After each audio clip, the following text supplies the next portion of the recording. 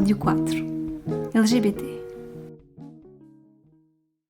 Bem-vindas ao podcast Porque Não. Connosco está a Lina e a Helena. Bom, começo eu então, normalmente. Portanto, sou a Lina, sou de Silves, estive já a viver em Lisboa, aliás, saí do armário em Lisboa. Fui lá sair do armário e depois voltei para baixo. Então, o meu nome é Helena e, portanto, eu sou originalmente da cidade de Berço, Guimarães. Saí do armário no Porto, quer dizer, já tinha saído em Guimarães, mas enfim, é complicado. E agora sentei-me no Algarve. Como é que foi para vocês, porque vocês têm experiências distintas em relação a isto, como é que foi para vocês sair do armário? Para mim não foi grande problema, porque apesar de Guimarães ser, na altura, uma cidade pouco evoluída e pequena, eu já sabia a verdade para mim mesma. Eu saí do armário para as minhas amigas mais chegadas no secundário, não saí para o pessoal em geral, e para a minha família saí, portanto, com 16 anos. E sair em geral foi quando fui para o Porto, porque foi quando me senti segura, mas não houve grandes... Outras pessoas diriam que houve obstáculos. Eu não senti, eu sabia a minha verdade. Só revelei quando me sentia segura.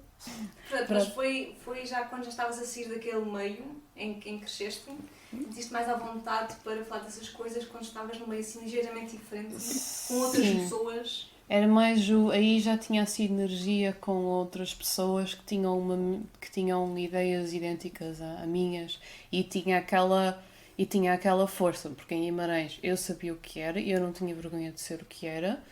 Mas depois de estar a ouvir comentários na escola o dia todo era um bocado chato. Bom, o meu percurso foi completamente diferente. Ao contrário dela, a primeira vez que eu tive dúvidas, portanto eu senti atração por uma rapariga, eu não sabia o que era. Então eu pensava que era uma pessoa esquisita no meio, sei lá, as minhas amigas gostavam de rapazes, eu gostava do que é que se passava ali. Eu lembro-me de falar, tinha 13 anos, a primeira vez que tive dúvidas, lembro-me de falar com umas amigas e elas, se calhar és bissexual. E eu, o que é isso? Então elas faziam pesquisa para mim.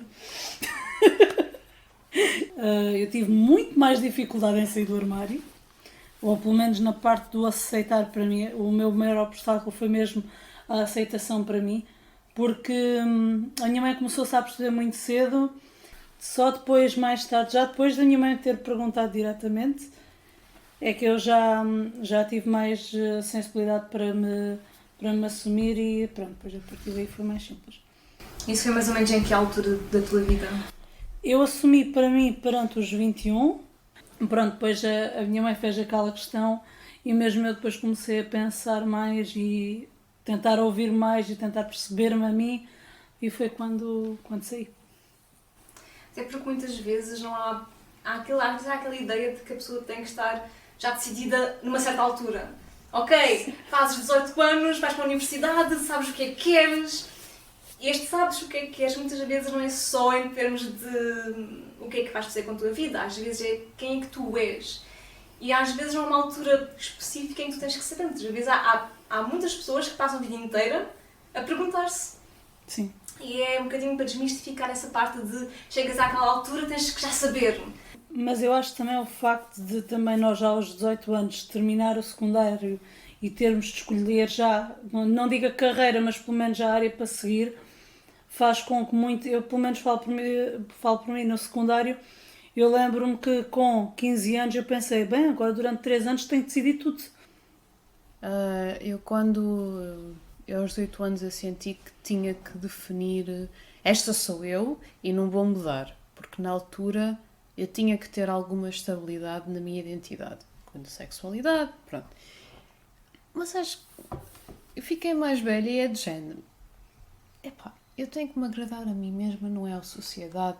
Portanto, também aos 18 anos tens um número limitado de experiências, depois tens outras experiências e pensas. Depois vais descobrindo, eu se calhar gosto disto também. Eu se calhar já não gosto tanto disto nesta altura.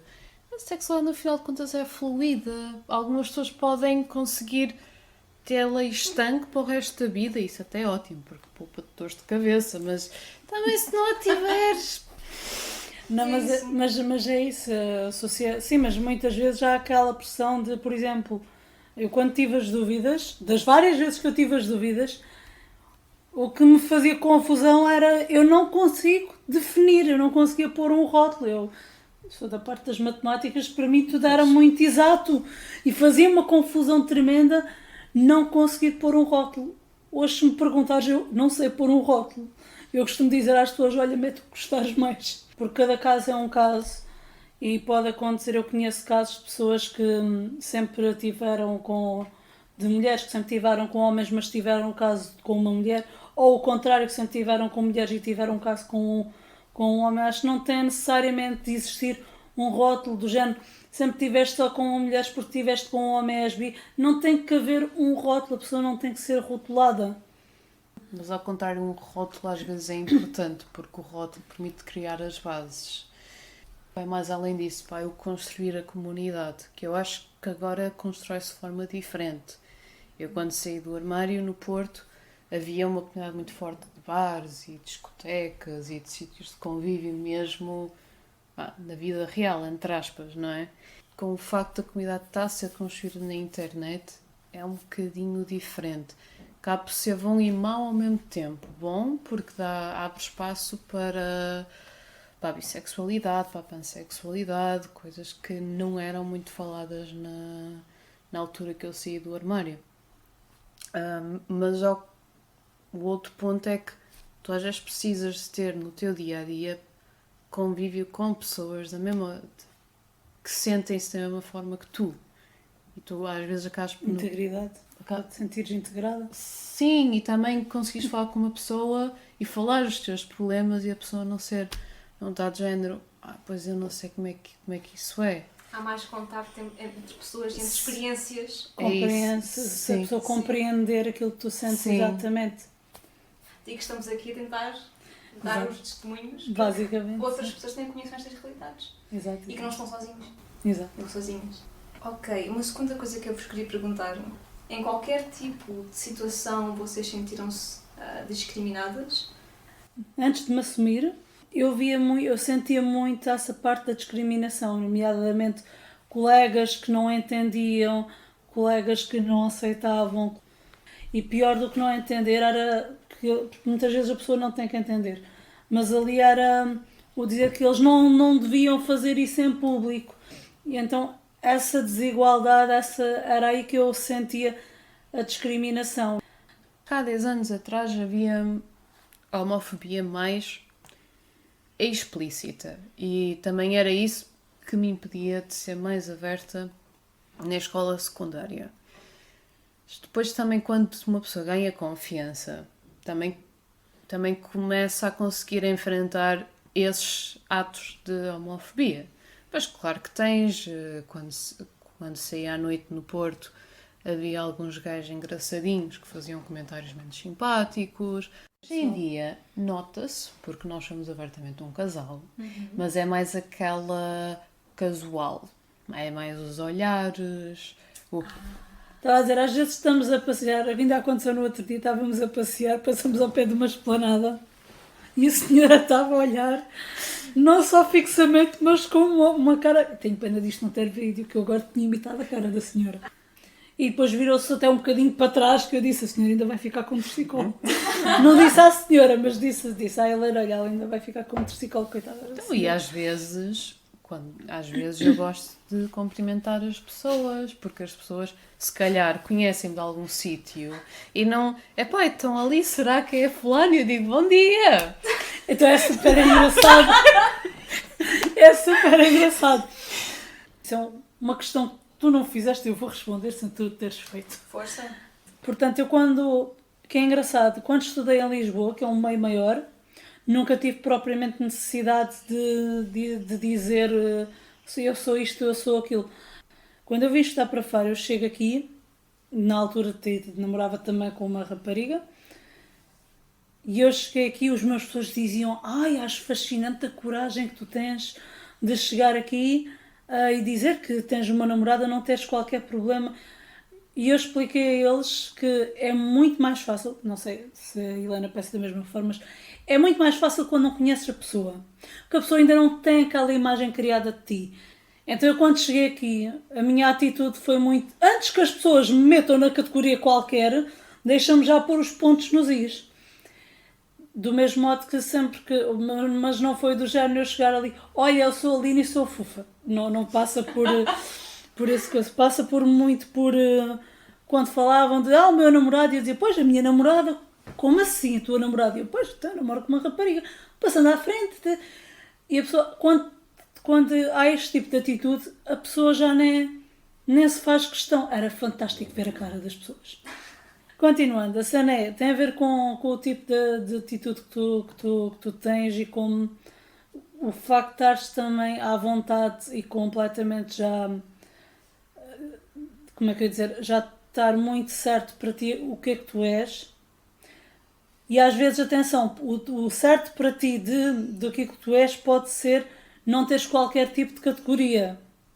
E o facto de tu saberes, pelo menos, o que é que gostas, o que é que não gostas, o que é que és enquanto pessoa, é muito mais fácil de depois, digamos, enfrentar o mundo. Uma coisa que eu também... Isto, again, é a minha opinião pessoal. A família não tem que ser aquela família que se vê nos filmes, a dizer vamos fazer uma festa para anunciar que és gay. Uau! Aquelas séries norte-americanas, a aceitação é tipo Sim. muito despampanante. É uma festa. É. Tem que haver um anúncio. A questão é, como os nossos pais tiveram uma educação completamente diferente. E eles precisam, primeiro, de um tempinho para se habituarem à ideia. E segundo, podem nunca demonstrar de forma muito aberta. A minha família aceita que eu tenho uma orientação sexual diferente. Eu nem sei o que é que eles acham que eu sou. Eu não quero saber. Sou feliz. E eles aceitam-me assim. Pronto. Mas há certas coisas que, se calhar, se eu fosse um bocadinho mais sensível, se fosse um bocadinho mais exigente, eu ia exigir que eles usam a palavra amiga, eles não usam a palavra namorada. Okay. Eu percebo de onde é que aquela palavra vem. Eu percebo que eles não estão prontos para dizer a palavra. E tudo bem, eles tomam o tempo, eles podem tomar o tempo dele.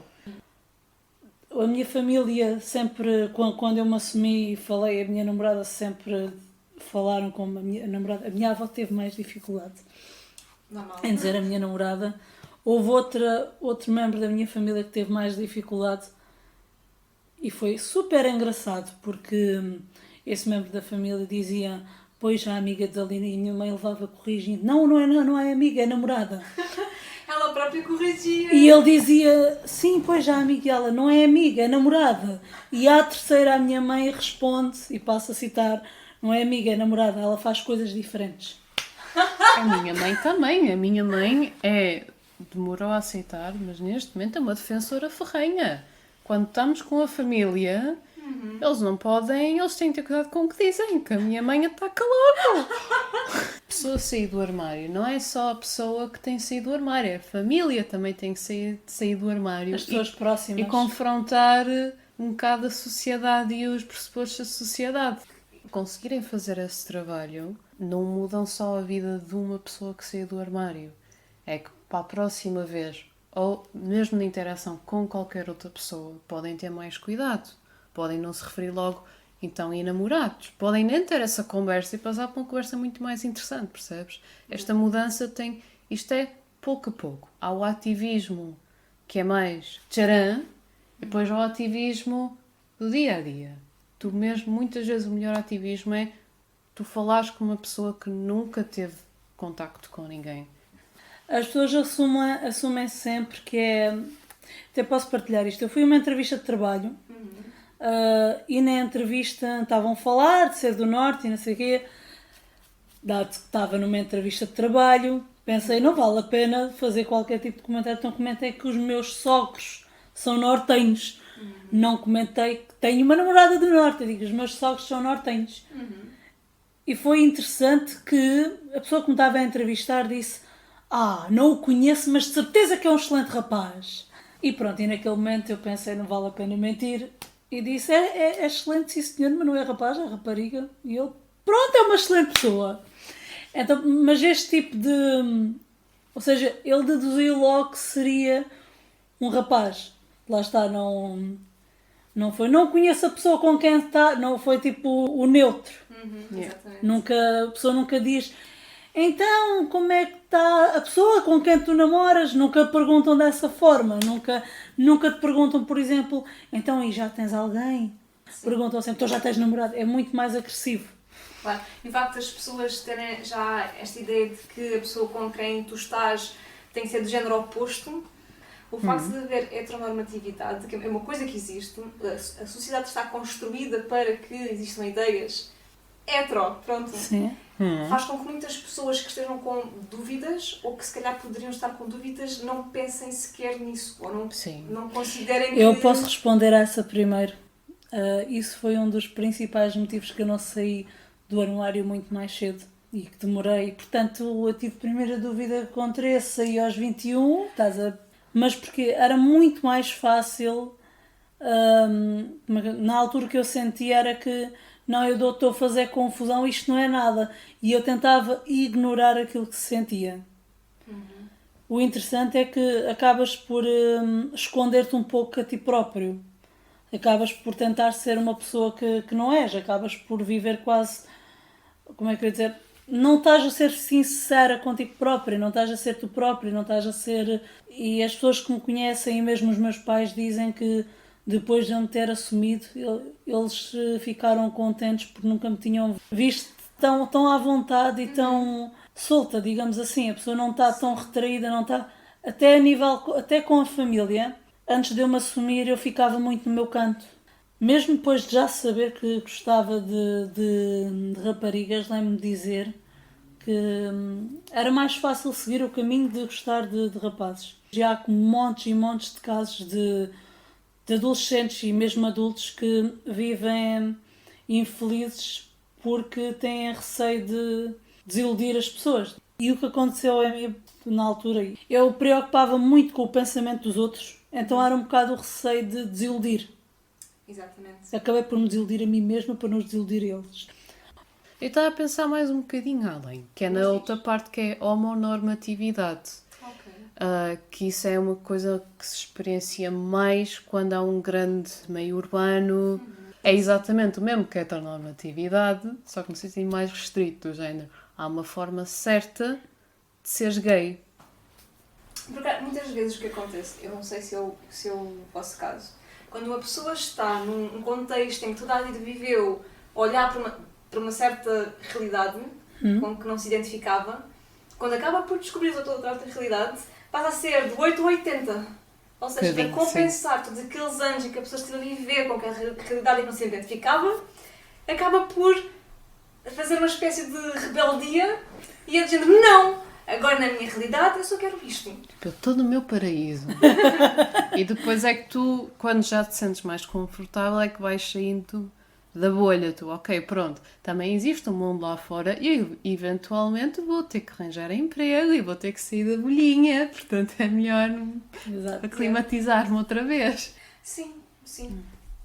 E já tive pessoas a perguntarem-me como pais como é que eu posso facilitar ao meu filho se ele quiser sair do armário, como é que ele sai. Eu respondi, não sei, porque eu tive a vida toda facilitada nesse aspecto e não saí. Muitas vezes tento também partir da pessoa e a pessoa sentir-se à vontade para ou questionar-se ela própria, ou pensar, ou refletir. E muitas vezes não tem tanto a ver, aliás, eu e a Helena somos um bom exemplo de muitas vezes não tem a ver com o apoio ou não apoio que se tem.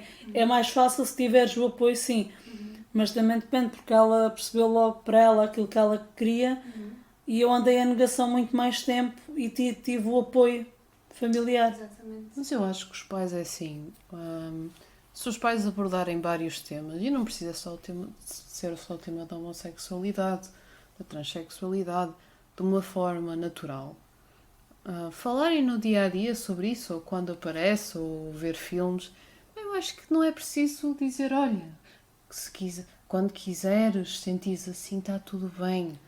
Isso acaba por ser... Não, o que eu estou a dizer foi, quando eu digo que a minha mãe me abriu as portas, a minha mãe foi exatamente dessa forma, ela sempre falou do tema, Desde que eu tenho 7 anos que a minha mãe fala de mulheres namorarem Não, mulheres. mas a questão é, Sempre falou... também é importante os pais criarem os filhos com tentar cultivar logo o facto da mente deles ser aberta.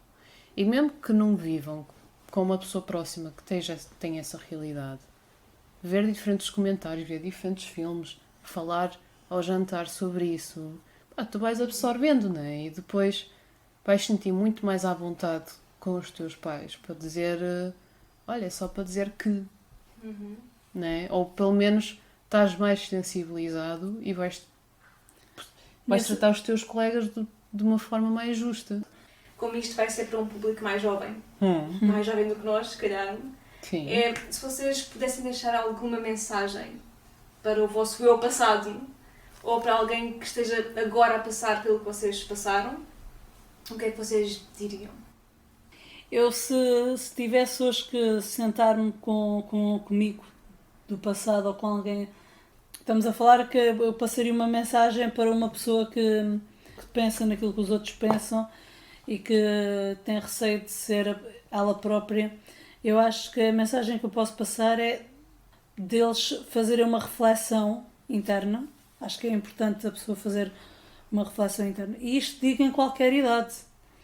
Porque há muitas pessoas que fazem essa reflexão. Eu fiz a reflexão com os 21. Há pessoal que faz a reflexão muito mais tarde. Há pessoas que se assumem depois de terem filhos. É muito complicado. Mas acho que é bom a pessoa tentar perceber-se ela própria. E não falo só a questão de orientação. Falo a nível geral, tal como se falou ainda agora, até a nível de género. Não tem, porque a pessoa muitas vezes não tem que ter exatamente um... Isto é uma questão que eu gostava que me tivessem falado quando eu era miúda. Quando havia aquela diferença de géneros de... Ai filha, mas estás a vestir muito... Eu vestia roupa de homem porque eu sentia-me confortável com roupa de homem. E era criticada por vestir roupa de homem. Temos que ir à secção das meninas. Eu não queria. O que é que a pessoa gostaria de ser? Não pensando naquilo que os outros pensam. É muito mais fácil depois de conseguires fazer essa reflexão para ti próprio, de enfrentares o mundo. E tudo aquilo que pode dar de bom e mau. Exato, porque aí também já tu estás preparada para as coisas porque já sabes... Não é só os obstáculos, mas também as oportunidades. Exato, exatamente. Como a Helena também estava a falar, saber quem tu és não tem que ser constante.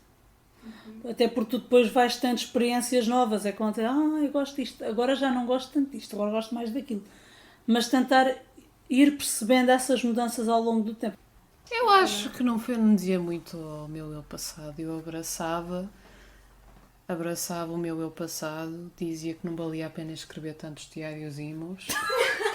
E dizia não percas tanto tempo. Para não se estressar, que eventualmente arranjar uma forma de ser feliz. Pensava que ias dizer para ela estudar mais matemática. Não.